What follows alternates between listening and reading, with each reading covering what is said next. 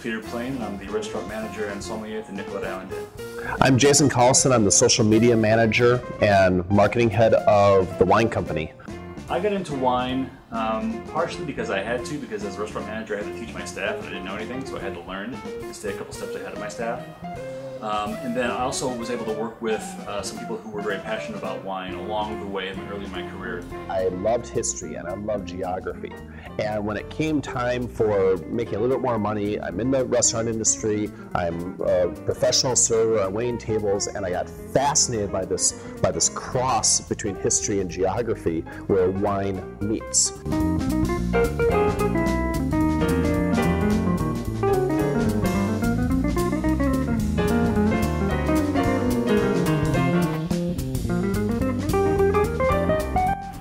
When ordering wine in a restaurant, first of all, don't be afraid, there's no reason to be, and know what you liked.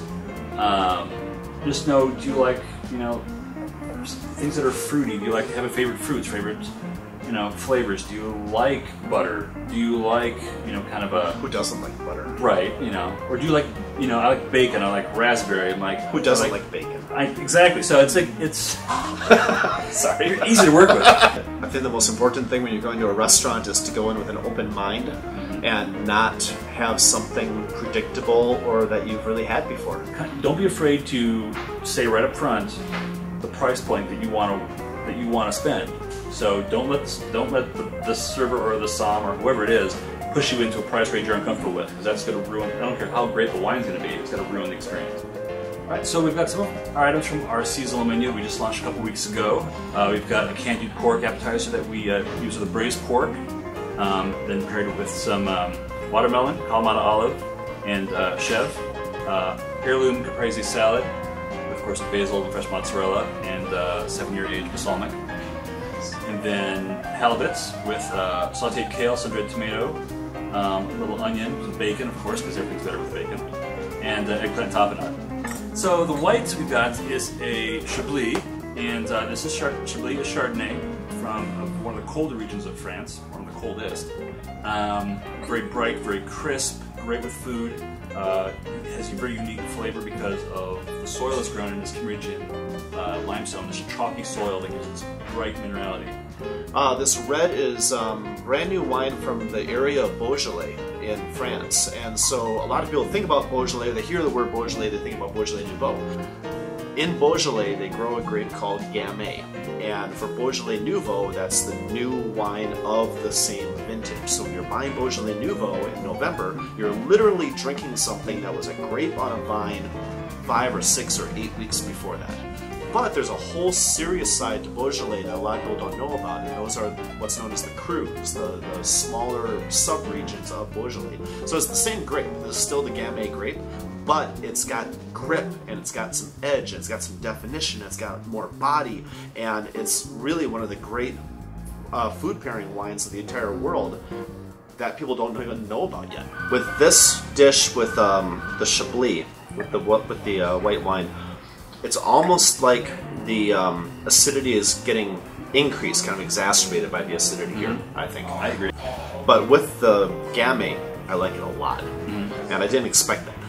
No, I didn't. It kind of, my first concern was that it was going to cover, and it actually kind of covered and then just kind of like bolstered. So I say, first round goes to the Gamay. First round to the Gamay.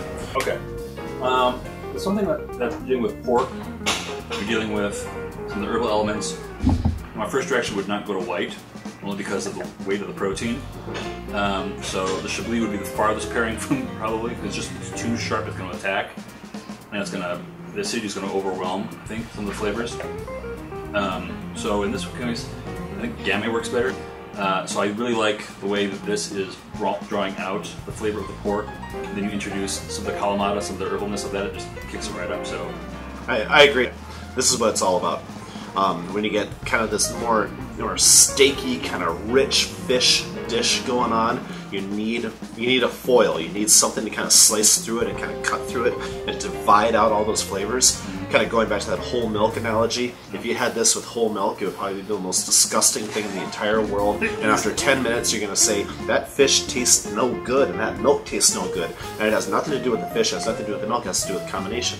So with this combined with, well, especially the Chablis, but even the Gamay, I think works out really, really well. It's that cut that I love.